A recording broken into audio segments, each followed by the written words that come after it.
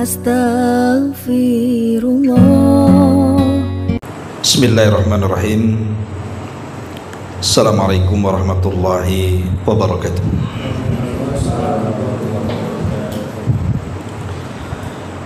Alhamdulillah wassalatu wassalamu ala Rasulillah wa ala alihi wa sahbihi wa mawalah wa la hawla wa la quwata illa billahi wa ba'du. Baik, kita akan lanjutkan kajian kitab Tauhid dan kita masuk pada bab kedua, bab yang menjelaskan tentang masih keutamaan tauhid. Di sini pengarang rahimahullahu taala membawakan beberapa dalil dari Al-Quran dan Sunnah Nabi Sallallahu Alaihi Wasallam. Di antaranya surah Al-An'am ayat 82. Allah Subhanahu Wa Taala berfirman, "Alladzina amanu wa lam yalbisu imanahum bidzulmin, ulaika lahumul amnu wa hum muhtadun." Orang-orang yang mereka beriman dan tidak mencampur adukkan keimanan mereka dengan kezaliman, maka mereka akan mendapatkan keamanan dan mereka pun akan diberikan petunjuk Allah Subhanahu wa taala. Ma'asyiral muslimin yang dimuliakan Allah Subhanahu wa taala, ayat ini ketika turun kepada para sahabat Nabi Sallallahu Alaihi Wasallam membuat berat hati semua para sahabat, karena mereka memahami kezaliman dalam ayat ini maksudnya orang-orang yang beriman yang tidak mencampur adukan dengan kezaliman. Mereka memahami zalim di sini artinya zalim terhadap diri sendiri, seperti melakukan kemaksiatan kepada Allah Subhanahu wa ta'ala. Makanya mereka mengatakan, "Ya Rasulullah, ayyuna lam yadhlim nafsahu?" Rasul, siapa di antara kita yang lepas dari kezaliman? Semua orang tidak mungkin lepas dari kezaliman. Maksudnya dari kemaksiatan, baik kemaksiatan zahir ataupun kemaksiatan batin. Tidak ada manusia yang lepas dari kemaksiatan. Jadi para sahabat Nabi Sallallahu Alaihi Wasallam merasa berat dengan ayat ini. Bagaimana mungkin syarat mendapatkan keamanan baik di dunia ataupun di akhirat, dan syarat mendapatkan petunjuk baik di dunia atau di akhirat, syaratnya tidak mencampur adukan keimanan dengan kezaliman. Berarti selamanya orang tidak mungkin mendapatkan dua hal tadi, karena manusia tidak lepas daripada dosa. Itu yang dipahami para sahabat. Makanya mereka mengatakan, "Ya Rasulullah, ayyuna lam yadhlim nafsahu?" Siapa di antara kita yang lepas dari kemaksiatan? Maka Nabi SAW mengatakan, "Laisa kama tadhunnun." Bukan seperti itu yang kalian pahami. Jadi kezaliman dalam ayat ini bukan kemaksiatan yang biasa dilakukan manusia. Tapi kata Nabi Sallallahu Alaihi Wasallam, yang dimaksud kezaliman dalam ayat ini artinya kesyirikan. Dan itu sebagaimana perkataan Luqmanul Hakim kepada putranya, "Ya bunayya la tusyrik billahi inna syirka la zulmun azim." Wahai putraku, janganlah kalian menyekutukan Allah, karena sesungguhnya kesyirikan itu adalah kezaliman yang sangat besar. Jadi ayat ini maksudnya adalah orang yang akan mendapatkan keamanan dari Allah baik di dunia ataupun akhirat, dan orang-orang yang akan mendapatkan petunjuk itu adalah orang yang tidak mencampur adukan keimanan dengan kesyirikan. Bukan maknanya kezaliman secara umum. Dari sini kita tahu bahwa pentingnya memahami sebuah pemahaman.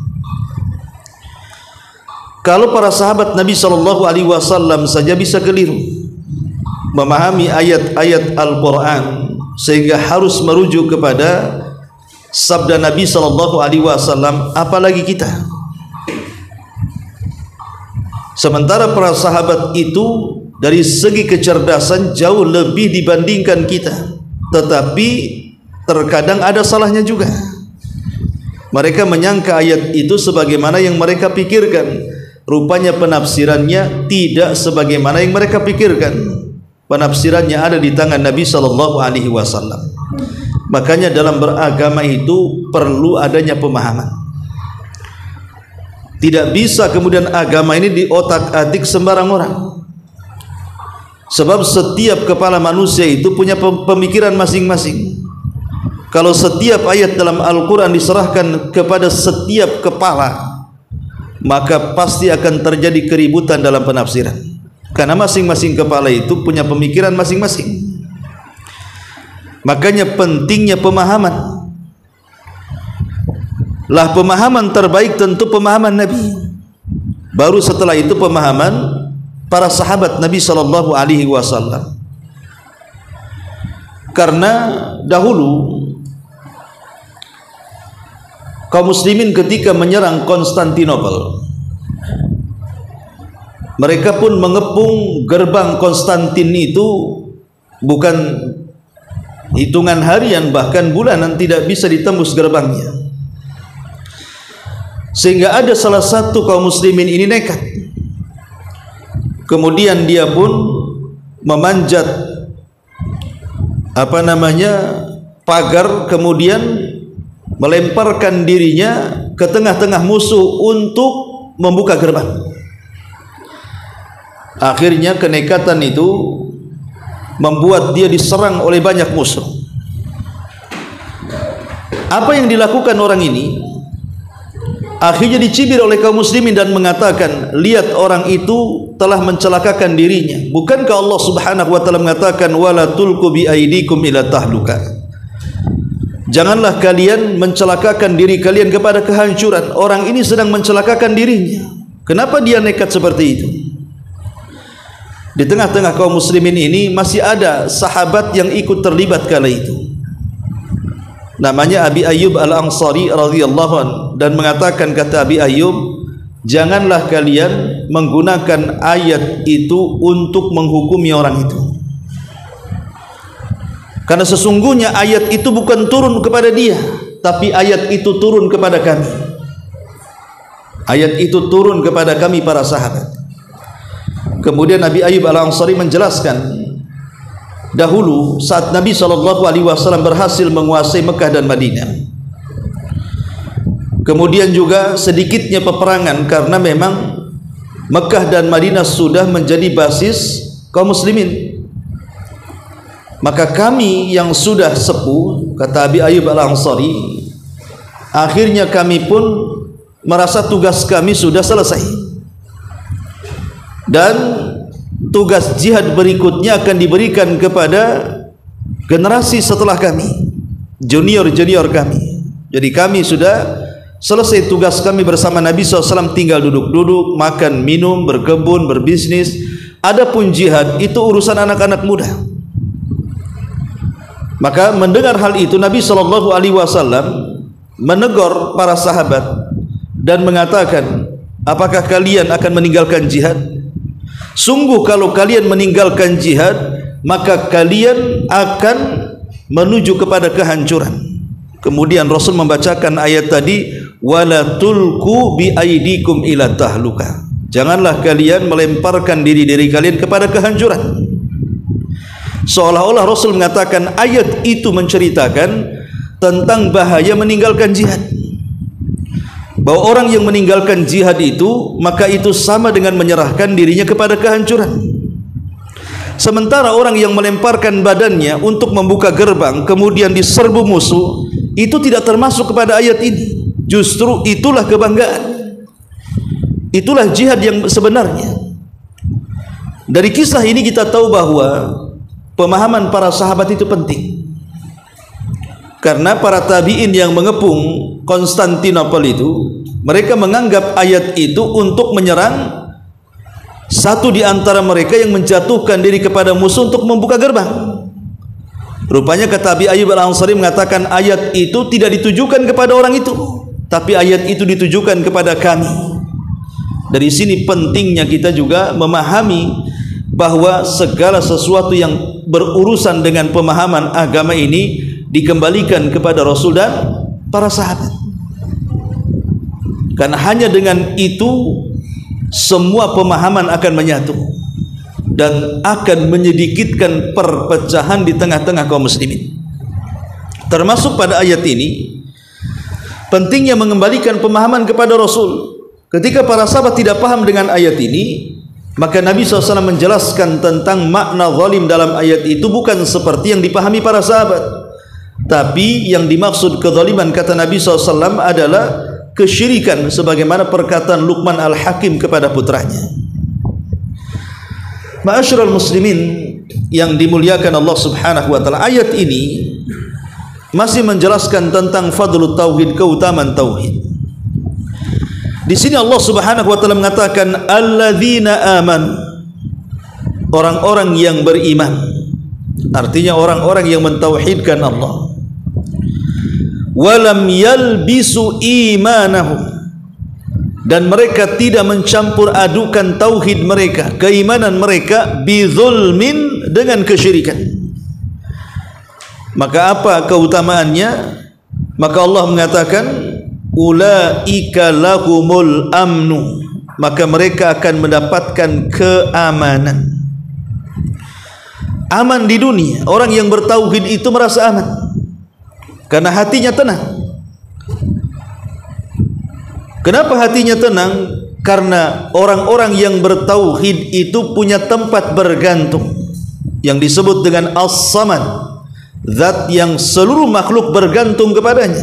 Apa yang ditakutkan orang yang bertauhid? Dia tidak akan takut dengan kefakiran, dia tidak akan takut dengan kemiskinan, karena dia yakin bahwa rizki manusia sudah ditanggung Allah. Dia tidak akan takut dengan musuh-musuhnya, karena ada zat yang maha kuat, Allah yang akan melawannya. Jadi orang-orang yang bertauhid itu di dunia saja sudah merasa tenang dan aman. Apalagi dalam kuburan mereka terhindar dari azab kubur, apalagi kelak di padang mahsyar mereka akan merasa aman dari kengerian yang terjadi setelah kematian, termasuk ancaman dari neraka. Maka orang-orang yang bertauhid mereka akan diberikan keamanan. Kemudian yang kedua keistimewaannya, mereka juga akan muhtadun, wahum muhtadun, dan mereka akan diberikan hidayah. Jadi orang-orang yang bertauhid itu akan diberikan hidayah oleh Allah. Maknanya orang yang bertauhid itu tahu langkah kakinya ditujukan ke mana. Dia hanya menuju kepada Allah Subhanahu wa taala, tidak mungkin berbelok ke kanan ke kiri yang menyembah kepada selain Allah Subhanahu wa taala. Jadi orang yang bertauhid akan senantiasa diberikan taufik untuk melakukan amal saleh yang benar. Baik, di sini ada faedah yang sangat menarik. Kalimat bizulmin, kalimat kezaliman. Walaupun kita sudah tahu dalam ayat ini bicara soal kesyirikan, namun kita tahu bahwa zalim sendiri, ulama sudah membagi bahwa zalim itu terbagi menjadi tiga. Yang pertama ada zulmul insani nafsahu, kezaliman manusia terhadap dirinya. Yang dimaksud kezaliman kepada diri sendiri, kita berlaku zalim kepada diri kita sendiri, maksudnya adalah sebagaimana firman Allah Subhanahu wa taala, "Tsumma awrasnal kitaba alladziina astafaina min ibadina faminhum zalimun li nafsi." Kemudian kami akan wariskan Al-Quran kepada hamba-hamba kami yang kami pilih dari hamba-hamba kami. Tetapi di antara mereka hamba-hamba kami ada yang menzalimi diri-diri mereka sendiri. Apa maksudnya?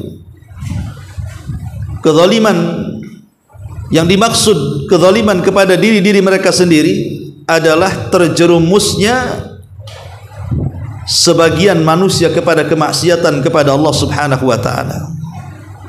Contohnya, dia tidak melaksanakan kewajiban Allah, meninggalkan salat. Itu menzalimi diri sendiri sebenarnya. Karena Allah tidak rugi kalau seandainya kita tidak salat. Yang rugi itu kita. Satu dunia manusia tidak salat alias kufur dan keluar dari Islam tidak menjadikan kekuasaan Allah berkurang. Sebagaimana satu dunia manusia salat dan menambah keimanan mereka pun tidak menambah kekuasaan Allah. Jadi perbuatan kita itu tidak berpengaruh kepada Allah. Mau satu dunia maksiat ya kekuasaan Allah tidak berkurang, mau satu dunia juga taat tidak menambah kekuasaan Allah. Jadi Allah tidak berhajat dengan kita. Lalu siapa yang berhajat dengan salat-salat itu? Ketika kita salat itu hajat kita. Kita yang berhajat kepada salat, bukan Allah berhajat kepada salat kita.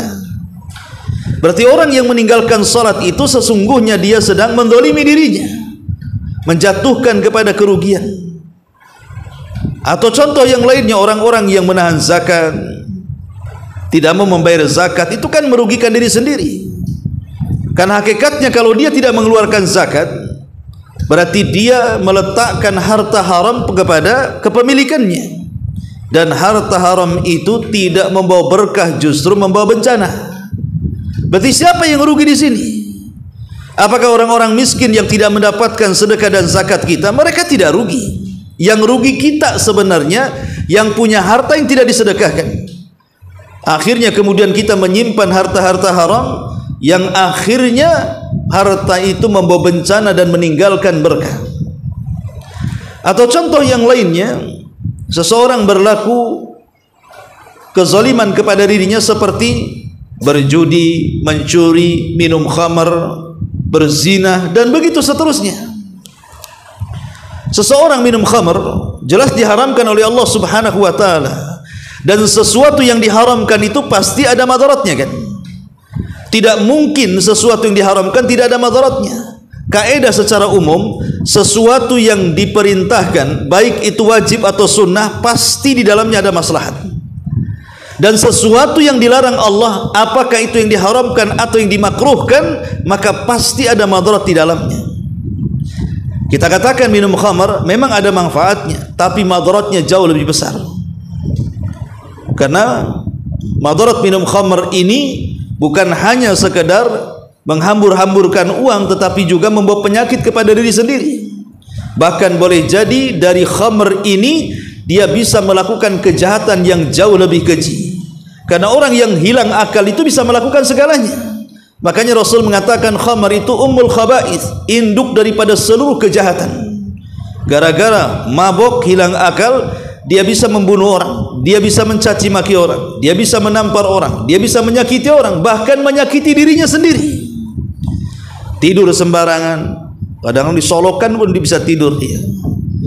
Nah, ini menunjukkan bahwa inilah kezaliman yang merugikan diri sendiri. Secara global, kezaliman ini artinya seluruh kemaksiatan yang kita lakukan. Ini yang pertama. Kemudian yang kedua ada namanya az-zulmu li ghairi, kezaliman kepada orang lain.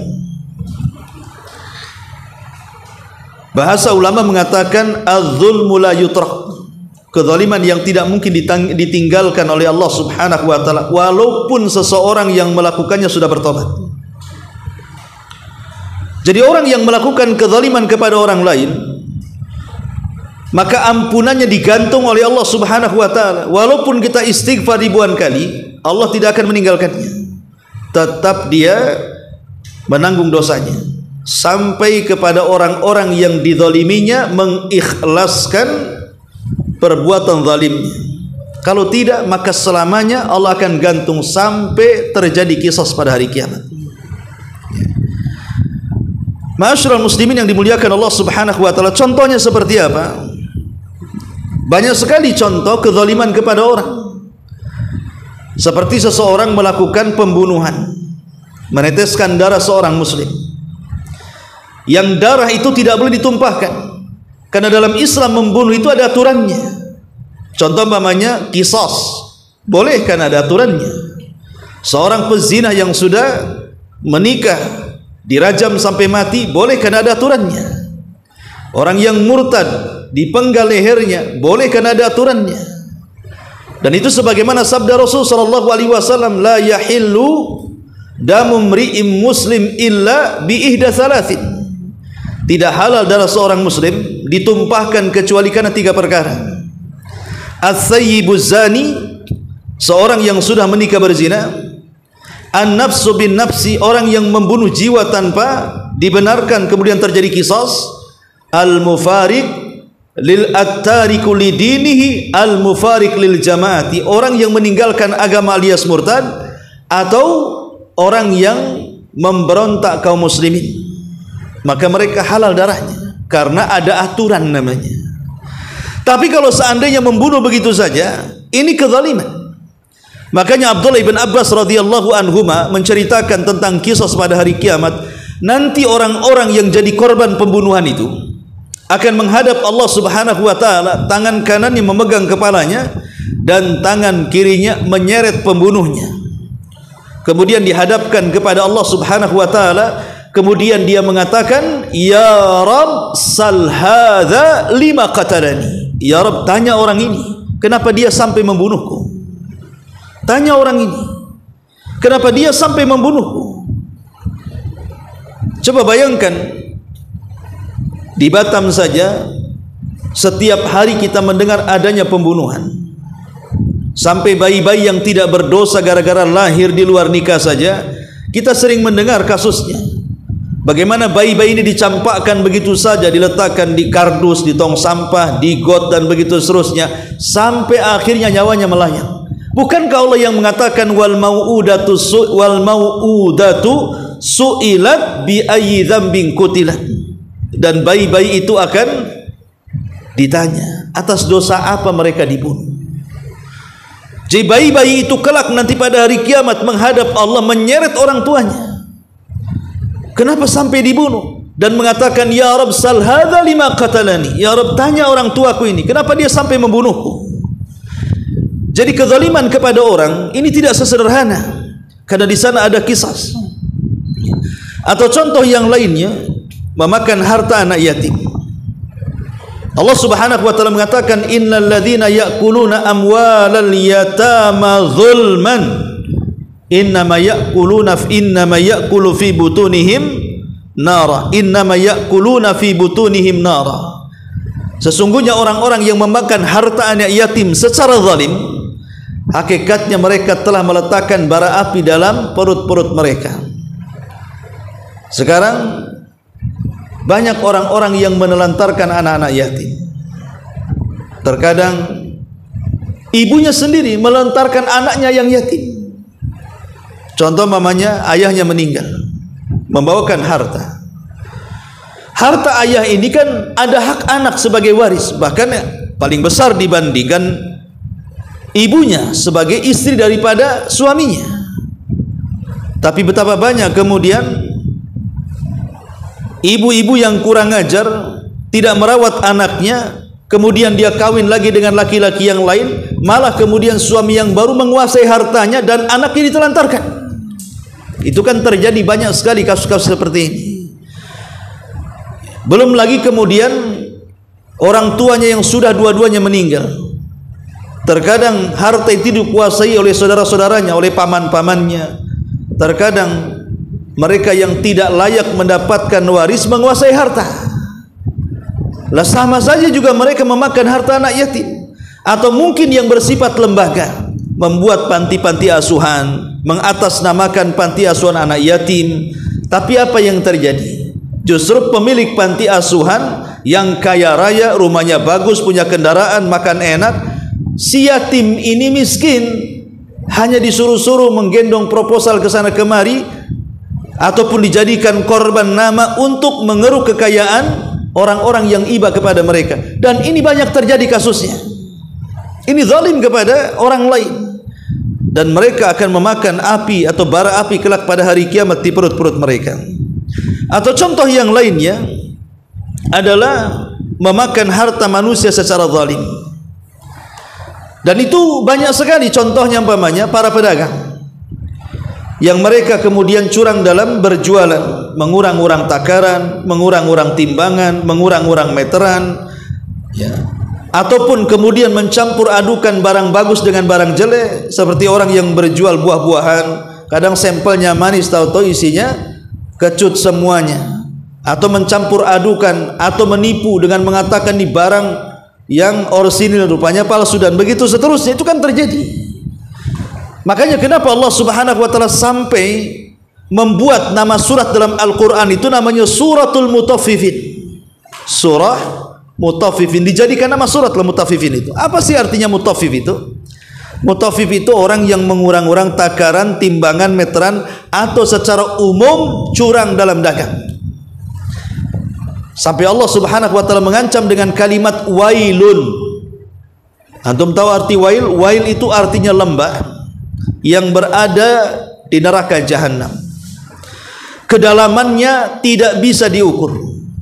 Kegelapannya sangat gelap sekali dan berbau busuk yang luar biasa, sehingga menakutkan. Sampai jahanam sendiri yang punya lembah ketakutan dan beristiadah dari lembah itu setiap hari. Lah untuk siapa wail ini, lembah jahanam ini? Allah mengatakan wailun lil mutaffifin, bagi orang-orang yang tatfif, yang suka mengurang-urang dan curang dalam dagangan. Pertanyaan sederhana, bukankah seseorang yang curang dalam dagang itu, kalaupun kecurangan itu dimakan, itu tidak mengenyangkan? Contoh namanya orang yang jual buah-buahan, ya, dia jual duku atau salak. Seandainya kemudian dia kurangi setengah on, harusnya 1 kilo, akhirnya 1 kilo kurang setengah on umpamanya kan, mungkin hanya 2-3 butir salak saja kan. Pertanyaannya, apakah 2-3 butir salak kalau kita makan itu mengenyangkan? Tidak mengenyangkan juga, kecuali kalau makan 1 kilo kan begitu. Kalau hanya 2 butir, 3 butir yang disembunyikan, yang dibuat curang itu kalau dimakan tidak mengenyangkan. Pertanyaannya, kenapa kok ancamannya sampai dimasukkan ke dalam lembah yang ada di jahanam?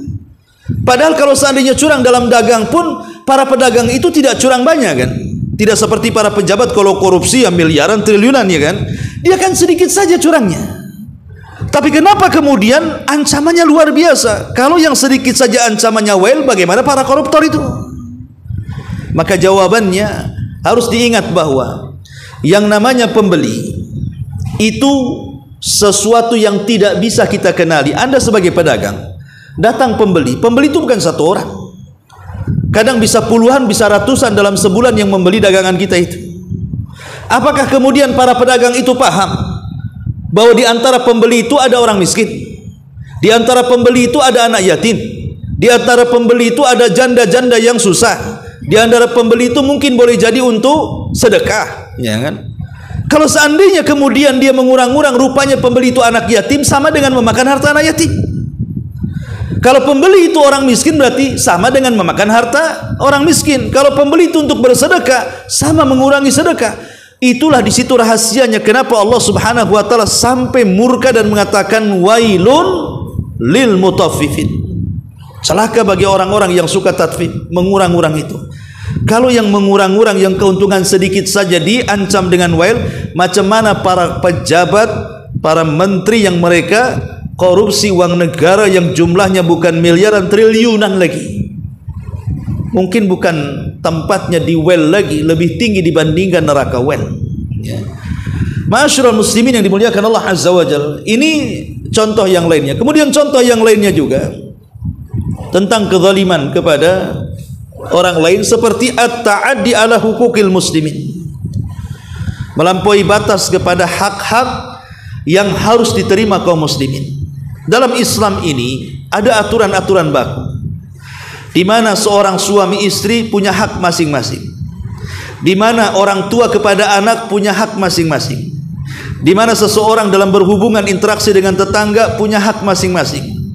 Hubungan kita kaum muslimin punya hak masing-masing. Bahkan hubungan kita dengan orang kafir pun punya hak masing-masing. Terkadang di antara kita itu ada yang belum sempurna atau bahkan tidak melaksanakan haknya. Mungkin seorang istri zalim kepada suami atau sebaliknya. Anak zalim kepada orang tua atau sebaliknya. Seseorang zalim kepada tetangga atau sebaliknya. Seseorang zalim kepada kaum muslimin atau sebaliknya. Itu terjadi di masyarakat. Lah ini sering terjadi. Ini namanya kezaliman lil ghair namanya.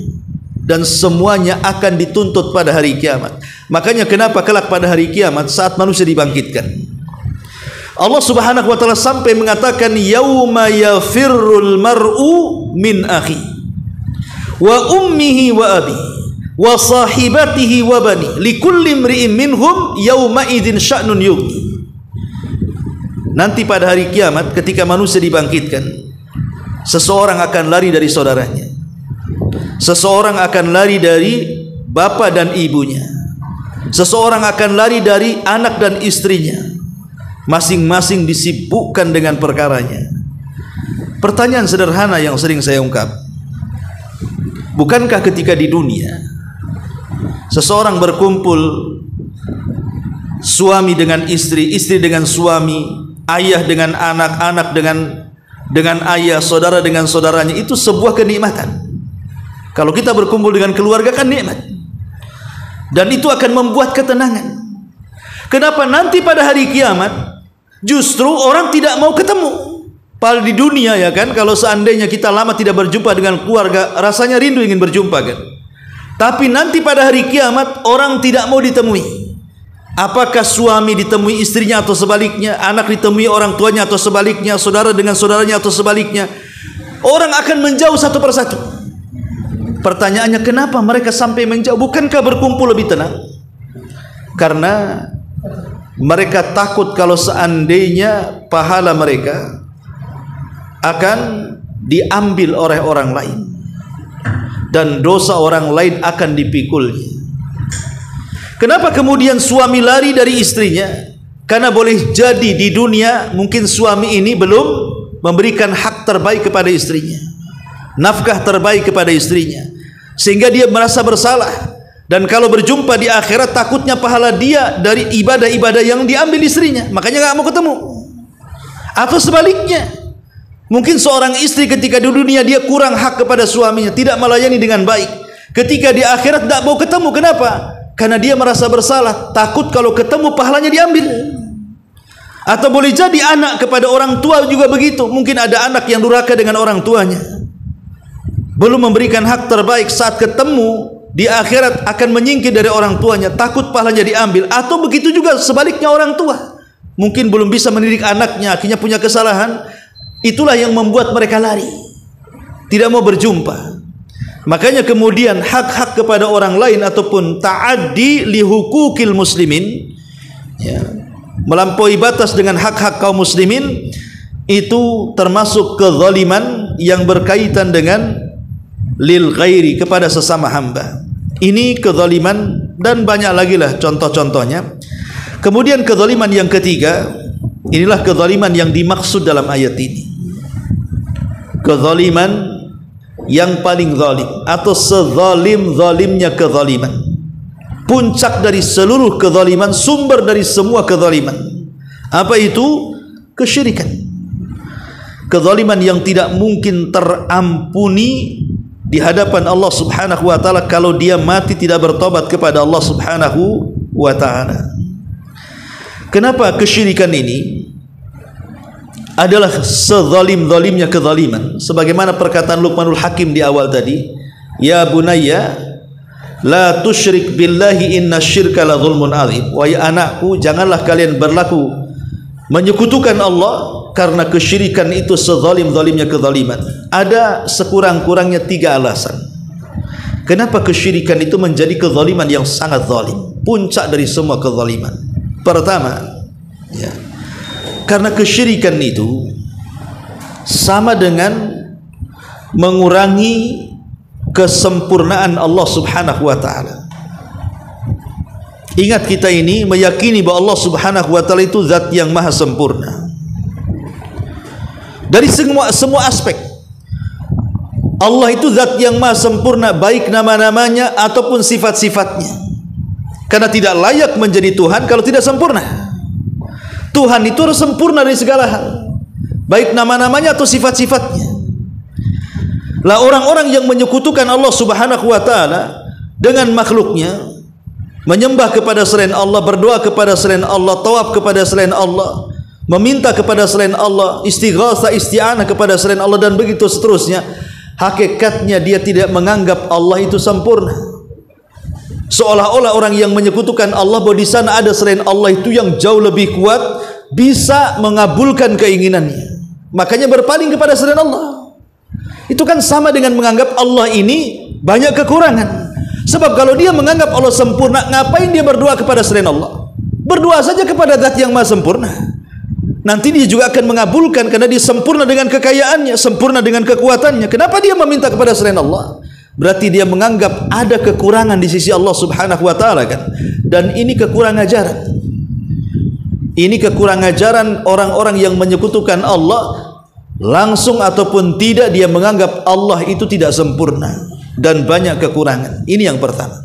Yang kedua, bahwa kesyirikan itu menyelisihi maksud penciptaan dan perintah. Bukankah Nabi Allah Subhanahu wa taala pada minggu yang lalu sudah kita bahas tentang surah Az-Zariyat ayat 3, Allah mengatakan, wa ma khalaqtul jinna wal insa illa liya'budun.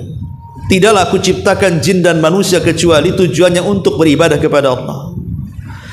Jadi tujuan Allah menciptakan kita itu supaya kita mentauhidkan Allah. Bukan tujuan kita saja, bahkan diciptakan langit dan bumi, tegaknya langit dan bumi, diciptakannya sorga dan neraka, itu semua karena tauhid. Diutusnya para nabi, diturunkannya kitab-kitab, bahkan disyariatkan jihad. Karena apa? Semua karena tauhid. Ketika ada orang yang melakukan kesyirikan, berarti dia telah menyimpang dari maksud penciptaan namanya. Dia tidak paham bahwa dia diciptakan untuk apa itu sebenarnya. Dia linglung, dia tidak tahu maksud penciptaan dia. Makanya kenapa kesyirikan itu kezaliman? Karena dia menyelisihi tujuan Allah menciptakan kita. Harusnya kita ini jalan lurus, malah kemudian kita belok.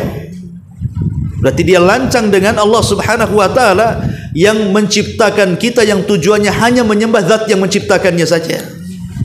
Ini yang kedua. Yang ketiga, karena hakikatnya orang yang melakukan kesyirikan itu, dia telah menyerupakan Allah dengan makhluk. Dia telah menyerupakan Allah dengan makhluk. Bagaimana Allah diserupakan dengan makhluk? Seseorang yang menyembah burung perkutut dengan suaranya kemudian diyakini akan membawa hoki dalam kehidupannya, ataupun kisah-kisah khurafat yang dulu sering kita dengar, walaupun seiring zaman itu memang ada musimnya kan. Musim ikan lohan, semua beli lohan, hilang lohan, tak tahu ikan apa lagi. Kemudian sampai kepada apa itu, janda bolong, bunga-bunga itu kan, hilang juga. Kemudian datang lagi macam-macam di negeri kita, sampai terakhir gila batu aki. Kan pernah kan dulu gila batu aki kan, sampai warung Padang disulap jadi warung batu aki.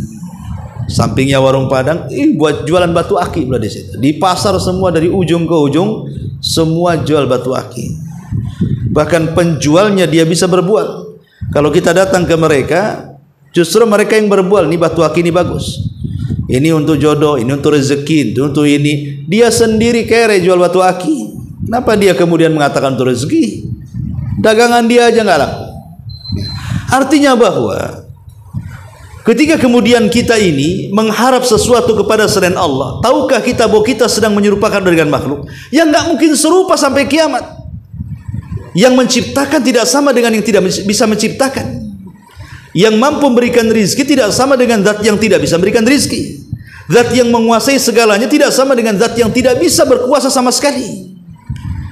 Ketika kemudian kita menyembah selain Allah, entah batu, entah akar, entah pohon, entah hewan atau apalah namanya, apakah kita mungkin menyamakan zat yang maha kuasa dengan yang tidak berkuasa? Maka sama dengan menyerupakan zat yang sempurna dengan tidak sempurna. Ini kekurang ajaran namanya. Sama dengan menyerupakan pedang dengan tongkat. Apakah sama? Apakah kemudian kita mengagungkan pedang karena disamakan dengan tongkat, justru menghina pedang? Karena tongkat itu selamanya tidak akan sama dengan pedang. Pedang itu jelas dia tajam, tongkat selamanya tumpul. Bukan kemudian mengangkat derajat tongkat, justru menghina pedangnya. Maka dari sini ikhwatul fillah muliakan Allah Subhanahu wa taala, 3 alasan inilah kenapa kesyirikan itu menjadikan kezaliman yang teramat zalim. Kezaliman yang sangat besar yang dikutuk oleh Allah Subhanahu wa taala hampir di semua ayat-ayat dalam Al-Qur'an. Bahwa kesyirikan itu membawa kehinaan dan kehancuran. Ma'asyiral muslimin yang dimuliakan Allah Subhanahu wa taala.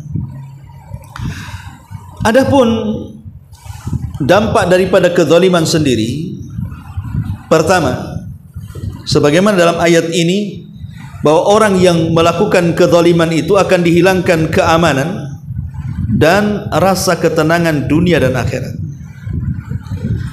Yang kedua, orang yang melakukan kezaliman itu umumnya, maka kehidupan mereka tidak akan luas, tapi justru Allah sempitkan.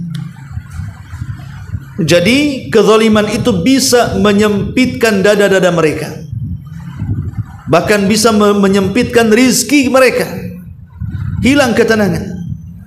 Sebagaimana Allah mengatakan dalam surah An-Nisa ayat 160.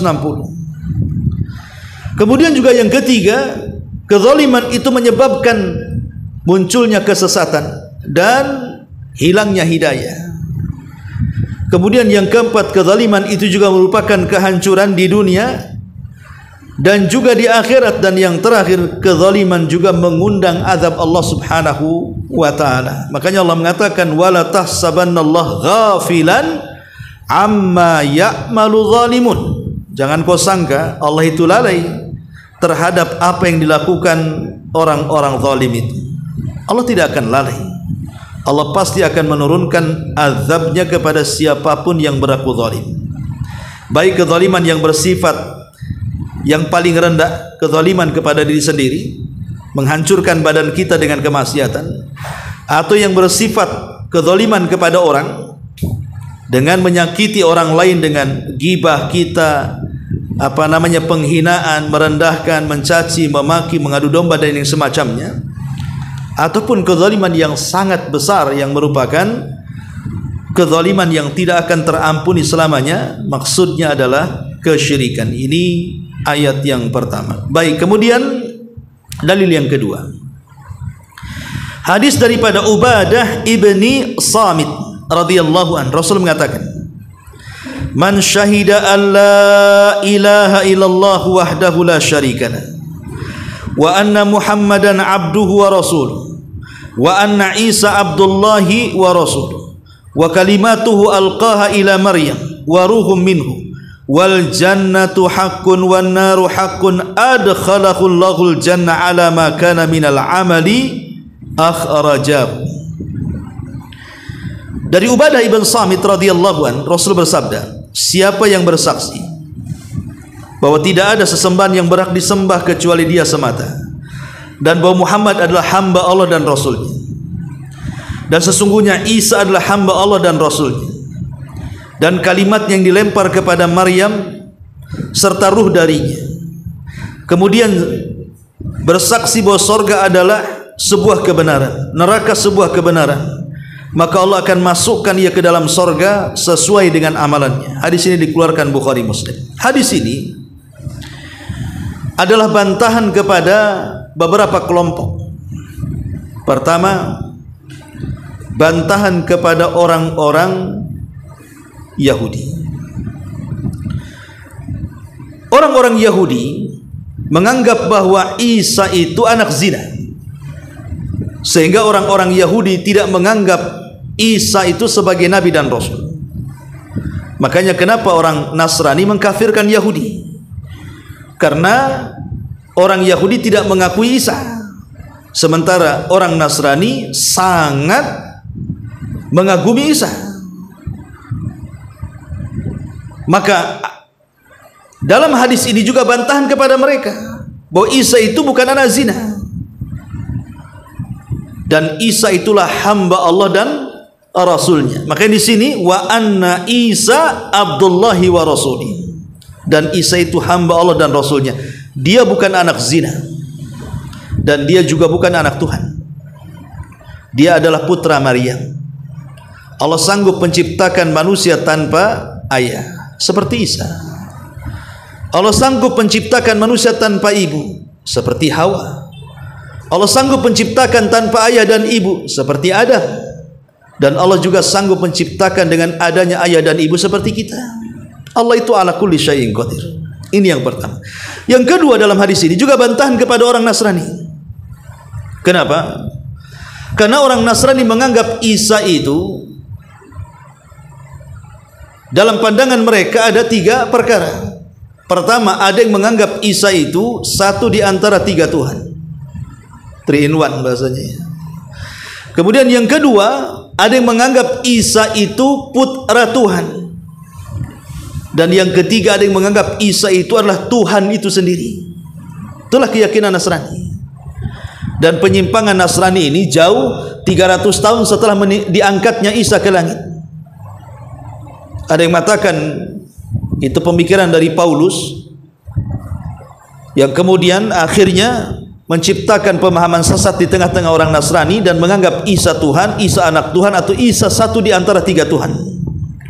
Maka hadis ini membantah, Isa bukan Tuhan, Isa bukan anak Tuhan, Isa bukan satu di antara 3 Tuhan, tapi Isa adalah Abdullahi wa Rasuluh. Isa adalah hamba Allah dan Rasulnya. Nggak ada kaitan dengan Tuhan-Tuhan. Ini yang kedua. Kemudian yang ketiga, hadis ini juga bantahan kepada mereka orang-orang musyrik, orang-orang yang mereka melakukan kesyirikan kepada Allah Subhanahu wa taala. Karena di sini Rasul mengatakan man syahida alla ilaha illallah. Siapa yang menyaksikan bahwa tidak ada sesembahan yang berhak disembah kecuali Allah, artinya tidak ada yang berhak disembah, hanya Allah saja. Ini artinya tauhid. Dan ini membantah orang-orang yang melakukan kesyirikan, entah mereka menyembah nabi, menyembah malaikat, menyembah orang saleh, atau menyembah yang lainnya. Kemudian yang keempat, hadis ini juga membantah kepada siapa? Ahlil bidah, yang sebagian mereka memiliki pemahaman seperti orang-orang Jabariyah. Mereka menganggap bahwa surga neraka itu belum tercipta. Surga neraka itu belum tercipta. Kenapa? Karena mereka mengingkari pengetahuan Allah. Orang-orang Jabariyah dalam bab takdir, mereka mengatakan bahwa Allah itu mengetahui setelah kita berbuat. Sementara kita ahli sunnah mengatakan Allah itu tahu yang telah, yang sedang, dan yang akan datang. Bahkan sesuatu yang mustahil terjadi, kalau terjadi Allah tahu.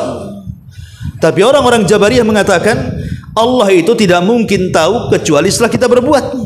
Kalau kita tidak berbuat, Allah tidak akan tahu.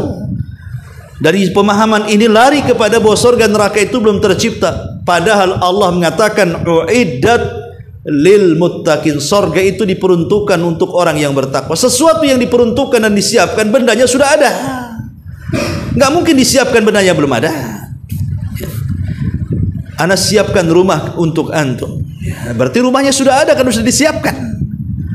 Ketika Allah mengatakan surga disiapkan untuk orang yang bertakwa, artinya sudah ada surga itu. Mereka mengatakan surga itu belum tercipta. Ataupun sebagian ada orang yang mengatakan bahwa surga dan neraka itu tidak kekal. Saya pernah membaca satu tulisan yang ditulis dosen Malang kalau nggak salah. Tulisan ini menyesatkan karena isinya banyak bertentangan dengan Al-Quran dan Sunnah. Judulnya ternyata neraka dan surga itu tidak kekal, katanya. Alasannya apa? Alasannya karena Allah itu membalas manusia sesuai dengan amalannya, baik membalas dengan kebaikan atau membalas dengan keburukan. Kalau keburukan sesuai dengan keburukannya. Sekarang logikanya mereka mengatakan orang kafir, umpamanya dia dari usia 15 sampai 20 tahun, kemudian meninggal di usia 20 tahun. Artinya dicatatnya kan dari akil balik 15 tahun sampai 20 tahun. Berarti 5 tahun dia kekafirannya. Tiba-tiba masuk neraka dikekalkan. Mana akalnya katanya? Harusnya kalau dibalas kejahatan sesuai dengan kejahatan yang sama, kalau di dunia dia kufur 5 tahun, dia masuk neraka 5 tahun sajalah. Kan gitu logikanya. Kalau ada orang kafir baru umpamanya baru akil balik, setahun mati di atas kekafiran, masuk neraka kekal. Masa dia kafirnya 1 tahun kekal di dalamnya? Atau baru 1 bulan dia kafir kemudian meninggal, kekal di neraka? Masa 1 bulan dia kekal di dalamnya? Mana akal kita katanya? Kita katakan, ya. Manusia di dunia saja, manusia di dunia terkadang berangan-angan sesuatu, tapi angan-angan itu tidak pernah diciptakan, hanya lagu-lagu saja. Contoh umpamanya, ada orang yang ingin bertobat, kemudian mengatakan, kapan lu tobat? Dia mengatakan, nantilah habis umrah. Setelah umrah tak tobat-tobat juga. Nantilah kalau sudah usia 40-50 tahun. Setelah usia 50 tahun juga nggak tobat juga. Oh, nantilah habis haji. Setelah haji pun tak tobat juga. Ada orang yang berangan-angan itu ingin tobat tetapi tak tobat-tobat kan. Kayak ada orang menyesal nih, umpamanya seseorang berjudi, kemudian kalah judi, akhirnya dia tobat tan nasuha, nggak akan judi lagi. Setelah kaya judi lagi dia. Atau seorang yang berzina terkena penyakit kemudian sembuh, zina lagi, kan begitu. Lah Allah Subhanahu wa taala menyebutkan tentang perkara orang-orang kafir yang masuk neraka. Apa kata Allah? Lau ruddu la'adu limanuhu anhu. Kalau seandainya orang kafir yang masuk neraka itu dikeluarkan dari neraka, dikembalikan ke dunia, pasti dia akan mengulang lagi kekafirannya. Kalau seandainya orang kafir yang keluar dari neraka dikembalikan ke dunia itu, walaupun dia sudah janji di neraka, ya Allah, kalau seandainya kau kembalikan kami ke dunia, kami akan beramal saleh. Sebagaimana ketika orang-orang kafir melihat neraka, apa kata mereka? Rabbana absarna wa sami'na farji'na na'mal salihan. Ya Rabb, kami sudah melihat neraka, kami sudah mendengar gemuruh neraka. Ya Rabb, kembalikan kami ke dunia, kami akan beramal saleh. Ya, itu penyesalan di akhirat. Kalau seandainya mereka dikembalikan ke dunia, betul-betul Allah ciptakan kembali dunia, kemudian mereka dikembalikan ke dunia, apa kata Allah? Lau ruddu la'adu limanuhu an. Kalau seandainya mereka dikembalikan ke dunia, pasti kufur lagi. Ya, logikanya tadi, ada orang yang sudah menyesal melakukan dosa, jatuh lagi ke dosa kan? Terkadang itu hanya angan-angan. Kenapa orang kafir dikekalkan di neraka? Ya, itu karena sebabnya itu. Kalau dikembalikan ke dunia pun percuma, mereka akan kafir lagi. Ma'asyiral muslimin yang dimuliakan Allah Azza wa Jalla. Lah, dari sini juga bantahan kepada mereka yang mengingkari adanya neraka dan kekekalan keduanya. Kita katakan neraka dan sorga itu hak adanya. Maka di sini Rasul mengatakan, wal jannatu haqqun wan naru haqqun.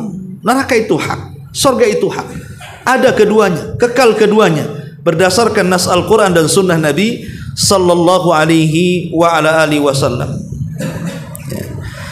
Inilah diantara dalil yang kedua dari bab ini. Kemudian dalil yang ketiga, walahu ma fi hadis Itsban, masih dari hadis Ubadah ibn Samit, dari hadis Itsban, dan lahuma, dan dari, maksudnya dari Bukhari dan Muslim, dari hadis Itsban, fa inna Allah harrama 'alan nari man qala la ilaha illallah yabtaghi bidzalika wajhallah.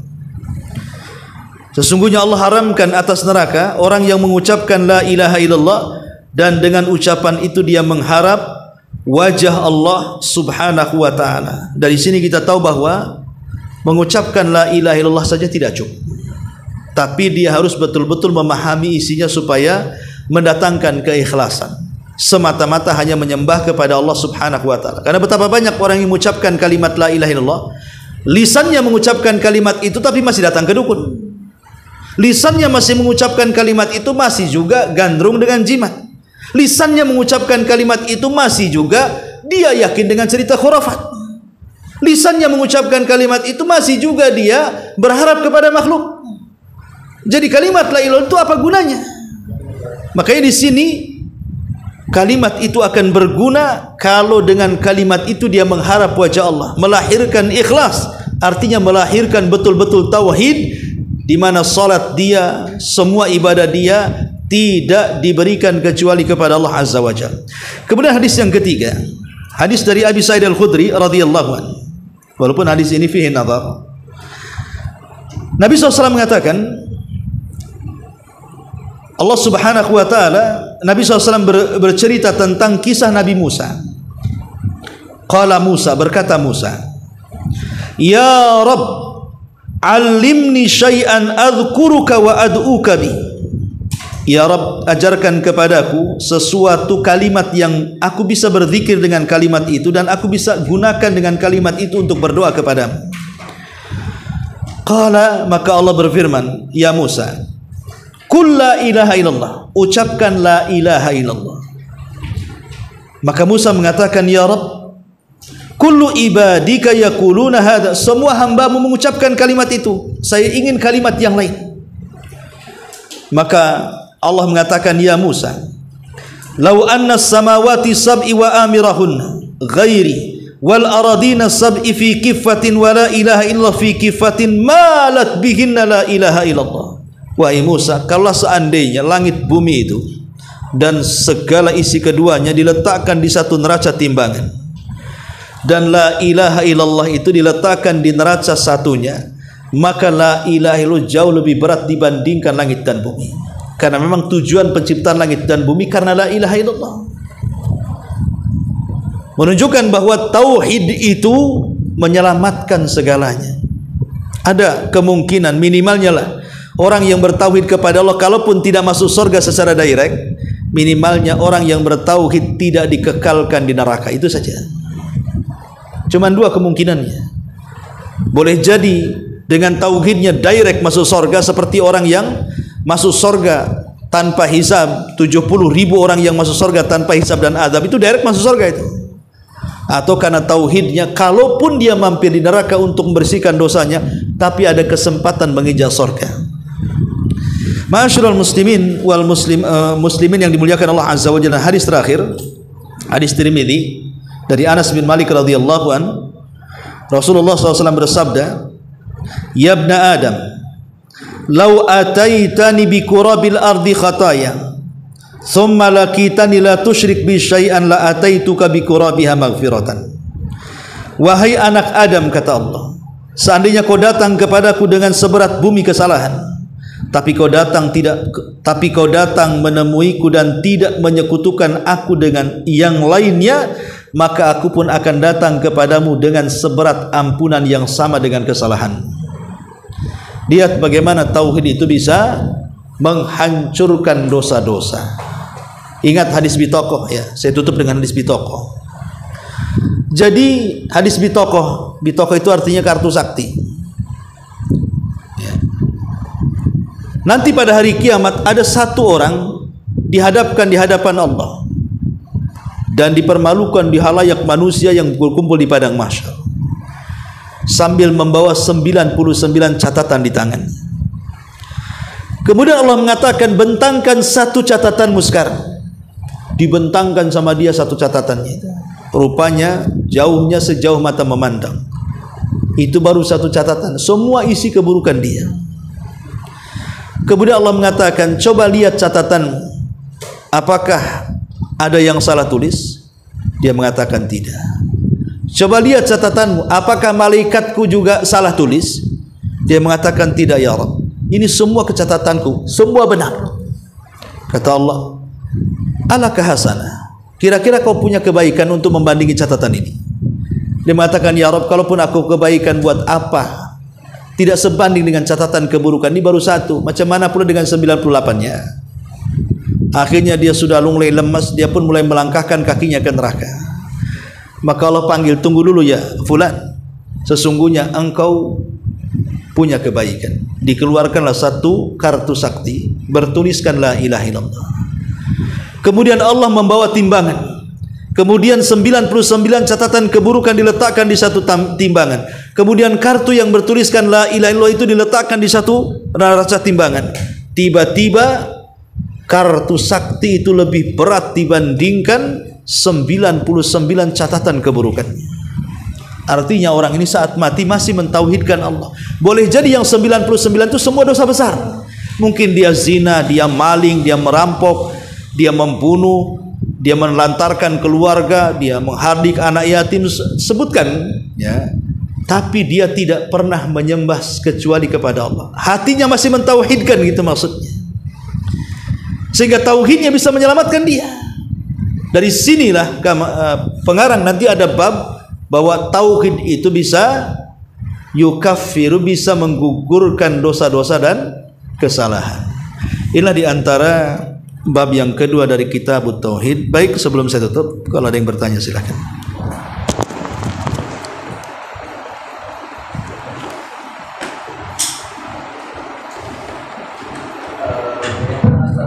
Dengan dosa kita yang sebelumnya dosa kita kepada orang lain yang sampai sekarang mungkin nggak ketemu lagi, Ustaz. Bagaimana kira-kira penghapusannya atau Paham.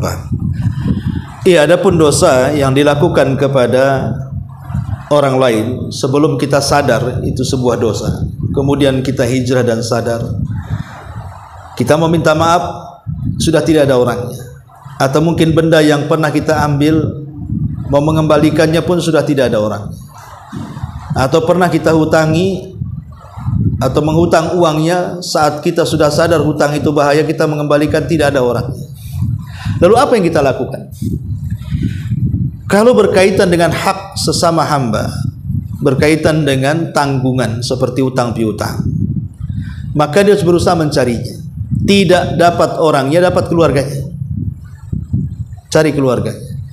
Kalau sama sekali tidak dapat, karena sudah entah berantah di mana, kalau sudah tahu bertahunan gitu ya, maka kalau kita berhutang, anggaplah 10 juta atau 20 juta, sumbangkan uang itu, diniatkan kepada orang yang pernah kita pinjam uangnya, biar pahalanya mengalir kepada dia ya. Itu kalau cerita hak ya. Tapi kalau seandainya kita pernah menggibah dia, itu kan bukan mengambil hak namanya. Kalau gibah itu kan nggak ngambil apa-apa, cuman menjelek-jelekan. Dan kita ingin meminta maaf, orang sudah nggak ada.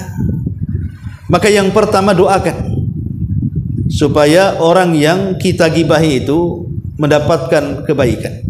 Yang kedua, yang dulu pernah kita jelek-jelekan, robah kata-kata kita penuh dengan pujian. Yang ketiga, di mana tempat kita menggibah?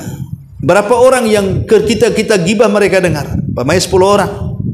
Maka klarifikasi kepada 10 orang itu. Cari mereka. Takutnya ada gibah, multi level gibah. Kita ngomong 1A, rupanya gibah ini sampaikan pula sama dia ke orang lain, sampaikan lagi ke orang lain. Kan kita yang nanggung dosanya akhirnya kan. Ana pernah dengar si Anu itu begini-begini. Antum tahu dari mana? Dari si Anu cerita. Akhirnya ini pun ngomong begitu juga. Satu kampung tahu. Nah ini kan bahaya jadinya. Ya. Tetapi ikhwatu fillah muliakan Allah azza wajalla, semua kalau kita taubatan nasuha, betul-betul taubat menyesal, kemudian kita mencari orang itu minta maaf, kalau itu memang sudah kita upayakan, semua terserah Allah nanti. Allah maha tahu dengan niat kita kok. Allah enggak mungkin enggak tahu niat kita seperti apa. Kalau kita taubatan nasuha betul-betul, tapi masalahnya kalau dengan hak manusia kan harus dikembalikan hak itu. Itu baru dikatakan taubatan nasuha. Karena taubatan nasuha itu berkaitan dengan 4 syarat. Pertama, penyesalan yang disebut dengan an-nadam ya. Kemudian yang kedua, tidak kembali kepada dosa yang pernah kita lakukan, berjanji ya.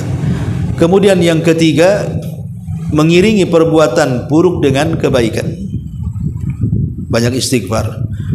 Kemudian ada tambahan yang keempat, kalau berkaitan dengan hak orang, kembalikan.